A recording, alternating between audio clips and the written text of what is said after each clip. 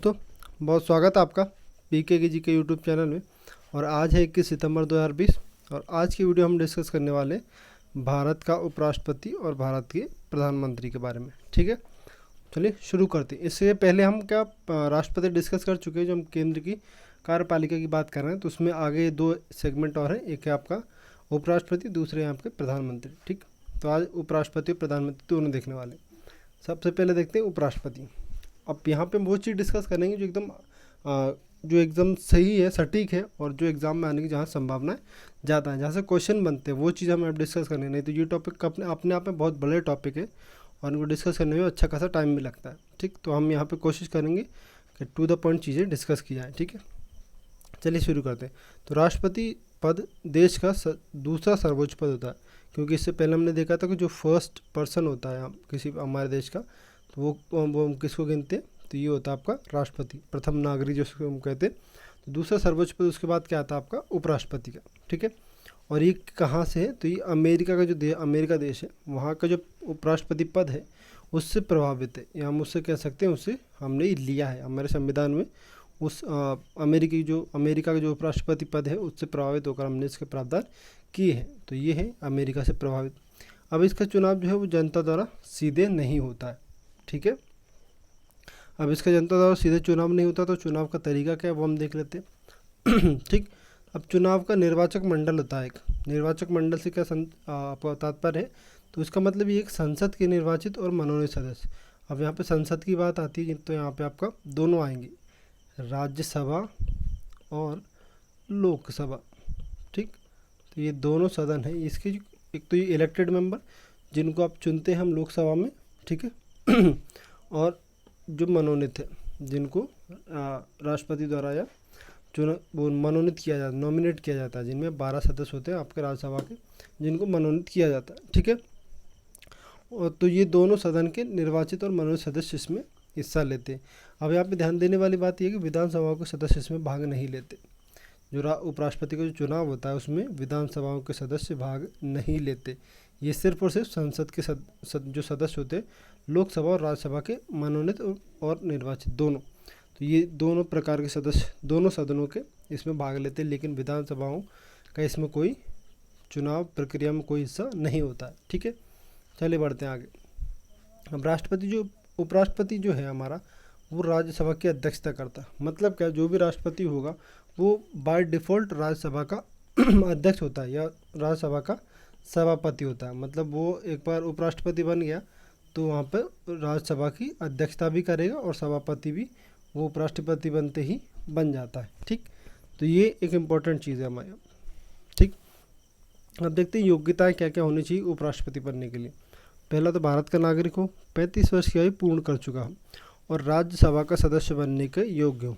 और यहाँ पे हमने देखा था जो राष्ट्रपति पद के लिए था उसमें ये दोनों तो सेम थी, लेकिन यहाँ पे क्या था, लोकसभा का सदस्य बनने की योग्यता उसके पास होनी चाहिए। लोकसभा सदस्य बनने की योग्यता किसके लिए, राष्ट्रपति के लिए। लेकिन हम बात कर रहे हैं उपराष्ट्रपति की, तो यहाँ पे क्या आ जाएगा आपका, राज्यसभा का सदस्य बनने की योग्यता रखता हो। और ये योग्यता क्या होंगी, हम जब लोकसभा राज्यसभा पढ़ेंगे तो हम अब डिटेल में चर्चा वहाँ पे कर लेंगे। लेकिन यहाँ इंपॉर्टेंट ये है कि राज्यसभा का सदस्य बनने की योग्यता किसकी होनी चाहिए, उस व्यक्ति की जिसको उपराष्ट्रपति का चुनाव या उस पद पर आसीन किया जाने वाला है। ठीक है, चलिए आगे बढ़ते हैं।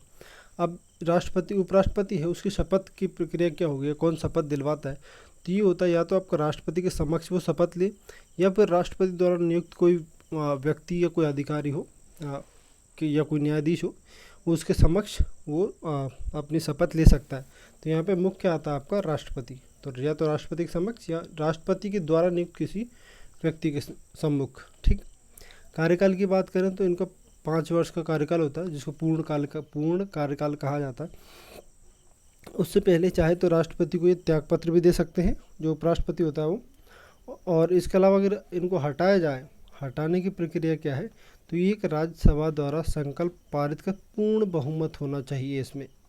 तो अगर उपराष्ट्रपति को हटाने की बात कहें तो वहाँ पे जो ये बहुमत जो होता है आपका संकल्प होता है, वो सिर्फ राज्यसभा में इनिशिएट हो सकता है, यानी कि उसकी जो शुरुआत है वो कहाँ से होती है, राज्यसभा से। लेकिन यहाँ पे लोकसभा की सहमति भी जरूरी होती है। ठीक, सहमति ये जरूरी होती है। यानी कि यहाँ से स्टार्ट हो सकता है उसका हटाने की प्रक्रिया, कहाँ से, राज्यसभा से। और पूर्ण बहुमत का मतलब कहता है 2/3 बहुमत, जितने सदस्य होते हैं उपस्थित वोट देने वाले उनका 2/3 बहुमत इसमें होना चाहिए। लेकिन यहाँ के बाद लोकसभा की सहमति भी जरूरी होती है राष्ट्रपति उपराष्ट्रपति को हटाने के लिए। ठीक, आगे बढ़ते हैं। शक्तियाँ और कार्य।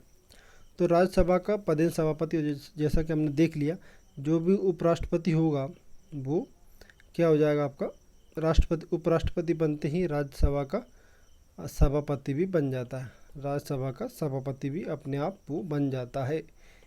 ठीक, अब इसकी और क्या क्या शक्तियाँ होती, तो ये कार्यवाहक राष्ट्रपति के रूप में कार्य करता है। जैसे किसी परिस्थिति विशेष में अगर राष्ट्रपति का पद खाली होता है तो उस परिस्थिति में जो उपराष्ट्रपति होता है वो राष्ट्रपति के पद पर भी जा सकता है। और जब राष्ट्रपति के पद पर होगा तो उस समय वो जो राज्यसभा है उसका सभापति नहीं होता है। ठीक, तो जब राष्ट्रपति के पद पर चला गया, यानी कि कार्यवाहक राष्ट्रपति के रूप में जब वो काम कर रहा है, तब वो राज्यसभा का सभापति नहीं होता है। ठीक, तब उसको जो सुविधाएं मिलती है वो भी एक राष्ट्रपति पद के हिसाब से ही दी जाती हैं। ठीक है, वेतन, और ये यहाँ पे इम्पोर्टेंट चीज़ है, जो वेतन मिलता है वो राज्यसभा के पदेन सभापति के रूप में मिलता है। उसको उपराष्ट्रपति के पद पर उसको कोई वेतन नहीं मिलता। जो भी वेतन मिलता है वो राज्यसभा के सभापति के रूप में मिलता है। किसको? अब हमारे उपराष्ट्रपति जी को। ठीक है, तो ये तो थी मोटी मोटी जानकारी उपराष्ट्रपति जी के बारे में।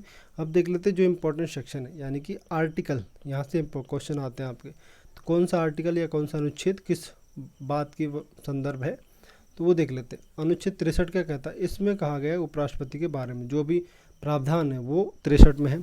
64 में क्या है? जो राज्यसभा का पदेन सभापति है, ठीक है, उपराष्ट्रपति, 64 में। 65 में है कि कार्यवाहक राष्ट्रपति के रूप में कार्य करने की क्या क्या शक्तियाँ होती, क्या क्या शर्तें हैं, वो 65 में। 66 में उपराष्ट्रपति का चुनाव, जो चुनाव प्रक्रिया क्या होगी उसकी, ठीक है।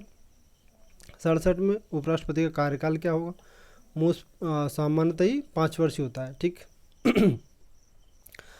69 में क्या है? 69 में शपथ, जो हमने अभी देख ली।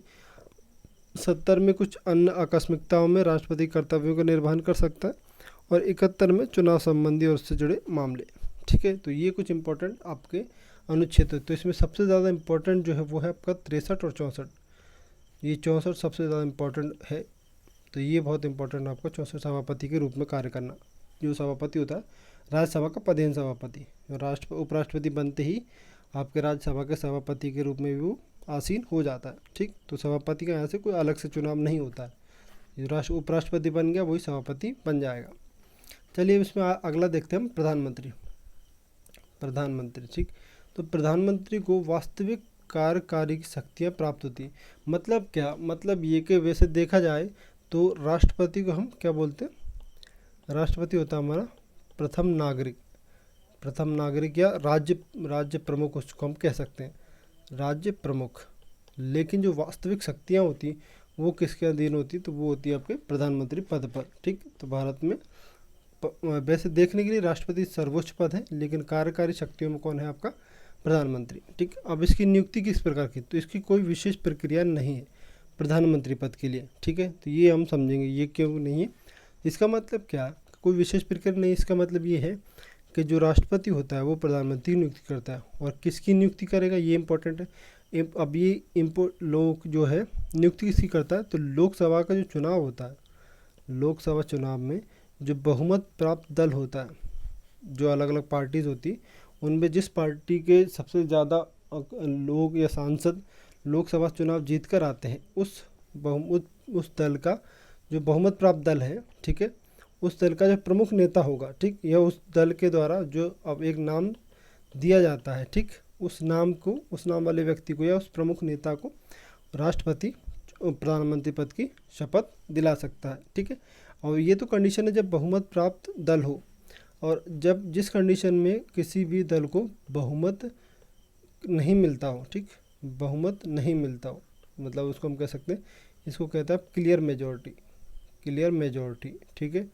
किसी भी दल को स्पष्ट बहुमत नहीं मिलता हो, तो उस परिस्थिति में ये राष्ट्रपति का विवेक होता है कि वो किस पार्टी को या किस व्यक्ति को सरकार बनाने का न्योता देता है, और उसको कुछ समय सीमा के अंदर उस राजनीतिक दल या उस व्यक्ति को अपने सदन में अपनी वो अपनी शक्ति प्रदर्शन करना होता है, या इसको हम कह सकते हैं कि बहुमत साबित करना होता है। ठीक है, बहुमत साबित करना होता है। इस कंडीशन में जब बहुमत किसी भी दल को नहीं मिलता हो तो उस कंडीशन में क्या होता है, राष्ट्रपति किसी भी दल को अपने विवेक अनुसार प्रधानमंत्री पद की शपथ दिलवा सकता है या उसको अपनी सरकार बनाने का न्योता दे सकता है। लेकिन इसमें शर्त क्या होती है, शर्त ये होती है कि उसको कुछ समय सीमा के अंदर अपना बहुमत सिद्ध करना होता है सदन के अंदर। आगे बढ़ते हैं। आगे है कार्यकारी कार्य एवं शक्तियाँ। तो जो प्रधानमंत्री होता है उसके कार्य क्या होते हैं, जो मुख्य कार्य होते हैं वो देखा जाए तो प्रधानमंत्री ही करता है हमारे देश में, या प्रधानमंत्री द्वारा किए जाते हैं। तो मंत्रियों की नियुक्ति होती है, राष्ट्रपति से सिफारिश कर सकता है कौन, प्रधानमंत्री। मंत्रियों को मंत्रालय आवंटित करने का काम किया जाता है। मंत्रियों के त्यागपत्र से संबंधित जो शक्तियाँ हैं वो एक तरीके से देखा जाए प्रधानमंत्री के पास ही होती है। और मंत्री परिषद की बैठक की अध्यक्षता भी कौन करता है, आपका प्रधानमंत्री ही करता है। अब देखते हैं ये संसद सत्र। ठीक, संसद सत्र आहूत मतलब उसको आयोजित करना, या संसद सत्र बुलाना संसद सत्र। और सत्रावसान मतलब उसको एक तरीके से हम कह सकते हैं समाप्त करना। ठीक, समाप्त करना। तो इस हेतु राष्ट्रपति को परामर्श की जो शक्तियाँ होती है वो भी किसके पास होती है, प्रधानमंत्री के पास होती है। प्रधानमंत्री के पास ये शक्तियाँ होती है कि वो संसद का सत्र बुलाने की जो राष्ट्रपति है उससे सिफारिश कर सकता है, उसका परामर्श दे सकता है। ठीक, जिस कंडीशन में सदन नहीं चल रहा हो तो उसमें बुला भी सकते हैं, और सदन चल रहा हो और कुछ ऐसी सिचुएशंस हैं, ऐसी परिस्थितियाँ हैं जिनमें सदन आगे नहीं बढ़ाया जा सकता, सदन की कार्रवाई आगे नहीं बढ़ाई जा सकती, तो उस परिस्थितियों में राष्ट्रपति को संसद जो सत्र है उसको समाप्त करने की परामर्श भी प्रधानमंत्री देता है। ठीक है, लोकसभा को विघटित करने की शक्ति जो सिफारिश होती है, शक्ति सिफारिश राष्ट्रपति से कौन करता है, तो ये प्रधानमंत्री के द्वारा ही की जाती है। और सभा पटल पर सरकार की नीतियों की घोषणा कौन करता है, तो ये भी करते हैं हमारे प्रधानमंत्री जी। ठीक है, अब ये कुछ आयोग है परिषद जिनके प्रधानमंत्री अध्यक्ष होते हैं। तो नीति आयोग सबसे पहले इसका अध्यक्ष होगा प्रधानमंत्री जी। और राष्ट्रीय विकास आयोग, ठीक, नेशनल डेवलपमेंट काउंसिल, इसका जिसको NDC हम कहते हैं, तो इसके भी अध्यक्ष होते कौन, प्रधानमंत्री। राष्ट्रीय एकता परिषद, राष्ट्रीय जल परिषद, ये कुछ परिषद होती है जिनका प्रधानमंत्री ही इनके अध्यक्ष होते हैं। तो चलिए ये तो थे हमारे आज उपराष्ट्रपति और प्रधानमंत्री के बारे में कुछ डिटेल। अब कल एक नई वीडियो में कुछ और नया लेके आएंगे आपके लिए। वीडियो आपको यहाँ तक देखने के लिए बहुत बहुत धन्यवाद। पसंद आई तो लाइक जरूर करें, और कल मिलते हैं एक नई वीडियो के साथ। तब तक अपना ध्यान रखिएगा। धन्यवाद।